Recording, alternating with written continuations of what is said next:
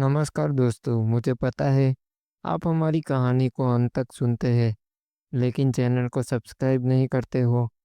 दोस्तों, हमारी new channel है इसलिए आपका साथ चाहिए। आपको बस सब्सक्राइब का बटन ही दबाना है, जिससे मुझे मोटिवेशन मिलेगा। दोस्तों, ये कहानी हमारी एक बहुत ही खास सब्सक्राइबर ने भेजी है, तो आइए शुरू करते हैं। कैसे मेरे जीजू ने दुकान का उद्घाटन किया, यही बताने वाली हूँ आपको इस वीडियो में। यह बात मेरे कॉलेज टाइम की है। एक दिन जब मैं कॉलेज एग्ज़ाम की पढ़ाई करते करते बोर हो गई थी, तो मैंने मोबाइल में फ़िल्म देखने का मन बनाया और देखने लगी। तभी मेरे जीजू ने मुझे ऐसी वीडियो देखते हुए पकड़ लिया। उस दिन से जीजू मेरे साथ मेरी दुकान का उद्घाटन करने की जिद करने लगे। वो मेरा उद्घाटन पर फीता काटना चाहते थे, लेकिन हर बार मैं उन्हें उद्घाटन करने से मना कर देती।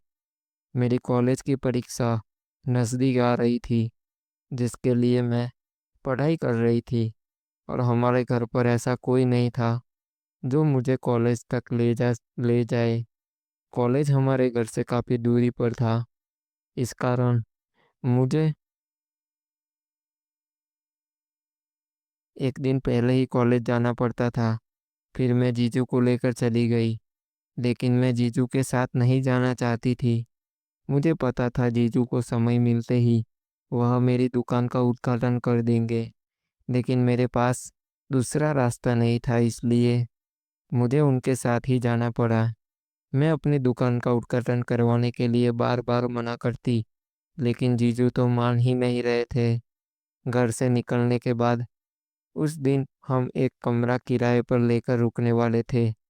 मैं जीजू से 2 कमरे बुक करने को बोल रही थी, लेकिन इधर-उधर घूमने के बाद पता चला कि सारे होटल के कमरे बुक हो चुके थे।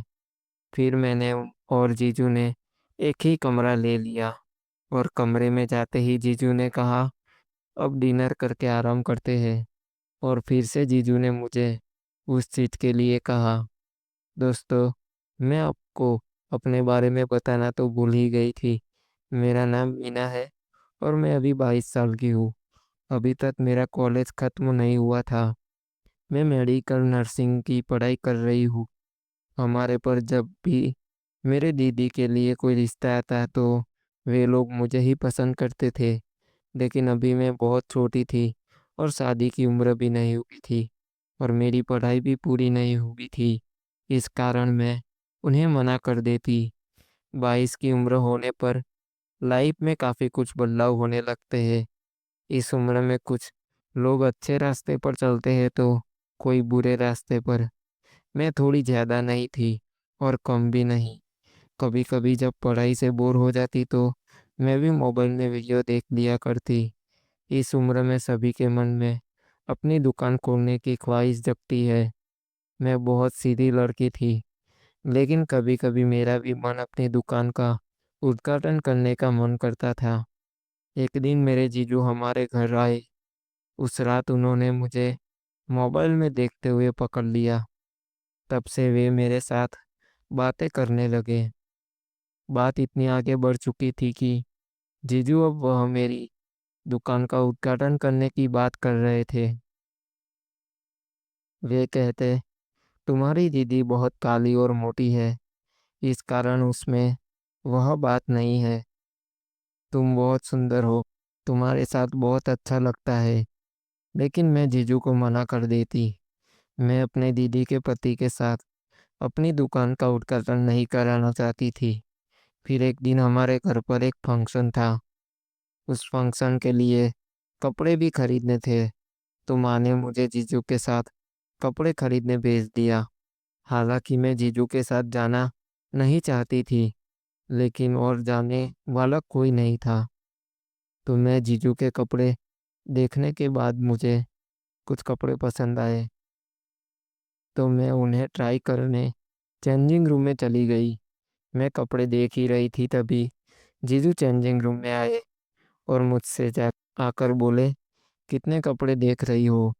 उस वक्त मेरे पास एक ही बात मंगवाना चाहते थे। मैं उनके हाथों से अपनी दुकान का उद्घाटन करवा लूँ। वे कहते, मेरे से अपनी दुकान का उद्घाटन करने में तुम्हें क्या दिक्कत है? लेकिन मैं ऐसा नहीं करना चाहती थी। मेरी कॉलेज की परीक्षा भी पास आ रही थी। मेरी मेडिकल नर्सिंग की परीक्षा थी। लेकिन एक परेशानी थी मेरी परीक्षा की और इस वक्त हमारा कॉलेज बंद था। सभी बच्चे अपने-अपने घर जा चुके थे। फिर भी कॉलेज वाले एग्ज़ाम ले रहे थे। कॉलेज हमारे घर से बहुत दूर था। जाने में करीब 1 दिन लग जाता था। हमारे घर पर मुझे कॉलेज तक ले जाने वाला कोई नहीं था। तो दीदी कहने लगी, "तू अपने जीजू को साथ लेकर जा। हमारे पास गाड़ी भी है। तुम्हें जाने में कोई दिक्कत नहीं होगी।" फिर मैं और जीजू सुबह ही घर से निकल गए। करीब शाम के 4 बजे हम शहर पहुंच गए। लेकिन मेरा एग्ज़ाम अगली सुबह होना था। जीजू ने उस रात रुकने के लिए एक कमरा बुक कर लिया। मैं 2 कमरे बुक करवाना चाहती थी, लेकिन जीजू ने मना कर दिया। जीजू ने कहा, अब तुम्हें मेरी बात माननी ही पड़ेगी, नहीं तो मैं तुम्हें इस जंगल में अकेला छोड़कर चला जाऊंगा। मैंने पूछा, कौन सी बात? तो वो कहने लगे, मैं जो चाहता हूँ मुझे दे दो। मैंने फिर मना कर दिया। तभी जीजू अचानक अंधेरे में छुप गए। मैं होटल जाने का रास्ता खोजने लगी। बहुत समय तक मैं रास्ता ढूंढती रही, लेकिन मुझे कोई रास्ता नहीं मिला। हम काफ़ी जंगल के अंदर आ चुके थे। मैंने बहुत इंतज़ार किया, लेकिन जीजू अभी तक बाहर नहीं निकले थे। मुझे डर भी बहुत लग रहा था। जंगल से अजीब-अजीब आवाज़ें आ रही थी।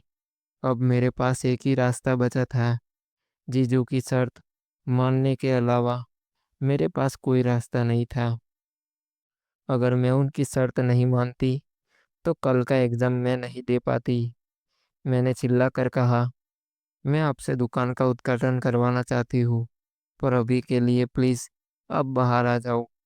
मेरी बात सुनते ही जीजू बाहर आ गए। फिर हम वापस होटल चले गए। होटल के कमरे में जाते ही जीजू मेरे साथ दुकान के उद्घाटन वाली बातें करने लगे। उन्होंने दरवाज़ा अच्छे से बंद कर दिया। उन्होंने लगभग मेरी दुकान का सारा सामान हटा दिया था। इसके बाद जो हुआ दोस्तों, आप सुनेंगे तो आपा खो बैठेंगे। आगे जो हुआ वो जानने के लिए कमेंट में पार्ट 2 लिख दीजिए, जिसके बाद अगली वीडियो में मैं इसके बाद की बात पूरे विस्तार में बताऊंगा। तो आने वाली वीडियो देखने के लिए इस वीडियो को लाइक करें, इस चैनल को सब्सक्राइब करें। धन्यवाद दोस्तों।